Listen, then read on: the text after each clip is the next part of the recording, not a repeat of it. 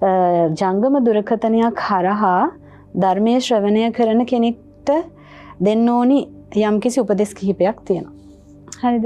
එතකොට මේ ධර්මීය ජංගම දුරකථනයක් හරහා ශ්‍රවණය කරනකොට අපි මේ ජංගම දුරකථනයට අපි හිතන්නකො අපි වාඩි වෙලා බණ අහනවා කියලා. එතකොට අපි උත්සාහවත් වෙන්න ඕනේ මේ වෙලාවේ අපි ෆෝන් එකෙන් නම් බණ අහන්නේ අපි වාඩි වෙලා ඉන්න තැනට වඩා ඉහළ තැනකින් දුරකථනය අපි තියන්න ඕනේ. ඒ බණ අපි ආරම්භ කරලා අපිට වඩා ඉහළ තැනකින් මේ දුරකථනය තියලා අපි අතේ තියාගෙන අතින් මේ උපකරණය භාවිතා කරමින් ධර්මය අහන එක නැති කරගන්නවා. එහෙමයි මෑණියන් වහන්සේ. අපි දැන් සමහරක්ලට ධර්ම දේශනාවක් අහන ගමන් අපි ඒකට සවන් දෙනවා විතරනේ අපි නැත්තම් ඊට පස්සේ වෙන වෙන දේවල් බල බල තමයි ධර්ම දේශනාව.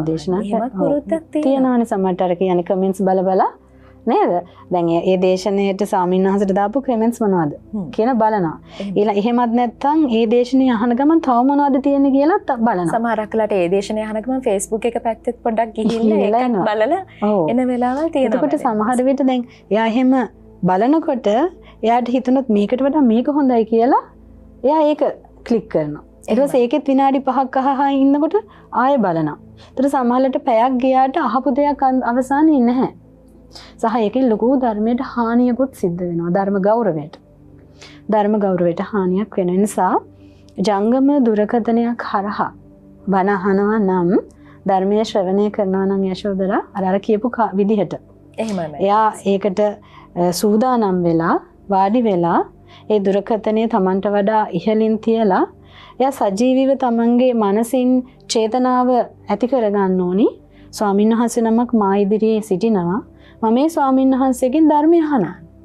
මම මේ ෆෝන් එකෙන් බණ අහනවා කියන ආකල්පේ පැත්තක දාලා එයා හිතන්න ඕනි ස්වාමින්වහන්සේ මා ඉදිරියේ වැඩ ඉන්නවා. මම ස්වාමින්වහන්සේගෙන් ධර්මය අහනවා. ඔන්න ඔය ආකල්පය ඔය චේතනාවෙන් නම් එයා බණ අහන්නේ එයාට ෆෝන් එක කියන උපකරණය හරහා බණ අහනවා කියන මානසිකත්වය අයින් කරලා ඊට වඩා ගෞරවාන්විතව ගෞරව පෙරදැරිව එයාට ධර්මය අහන්න හැකියාවක් තිබෙනවා. එතකොට දුරකථනයක් හරහා ධර්මයක අවශ්‍යතාවයක් තියෙන කෙනා හැකිතාක් උත්සාහවත් වෙන්න ඕනි යශෝදරා. ඒ දුරකථනය හරහා තමන්ගේ හිත ඇවිස්සෙන දේවල් තොරතුරු පණිවිඩ නොබලා ඉන්න. ඒක තමන්ගේ ඉන්ද්‍රිය සංවරය. එහෙම නැතුව හිත කෙලෙස්සෙන දේවල් වලට භාවිතා කරන උපකරණයම එයා හිත සංසිඳවා ගැනීම කෙරෙහි භාවිතා කරනවා නම් කවදාවත් ඒ කලුයි සුදුයි එකට එකතු වෙලා හිටින්නේ නැහැ.